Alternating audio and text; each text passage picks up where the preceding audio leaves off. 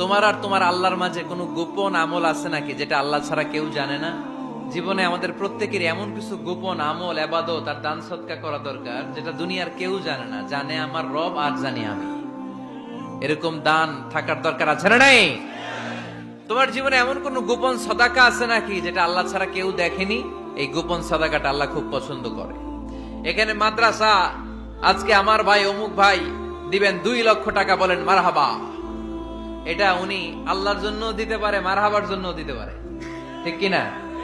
কিন্তু রাতের আধারে রাস্তার পাশ দিয়ে হেঁটে যাচ্ছেন, মসজিদের দান বাক্সটা লেখা, উপরে সাইনবোর্ডে লেখা মুক্ত হস্তে আল্লাহর ঘরের জন্য দান করুন। কেউ নাই, কাক পক্ষী নাই। রাত বাজে 2টা, হঠাৎ করে পকেট থেকে 1000 টাকার বা 100 টাকার কচকচে নোটটা আপনি দান করে দিলেন। ওই দানটা 1 কোটি টাকার দানের চেয়েও বড় দান। কারণ দুনিয়ার কেউ তখন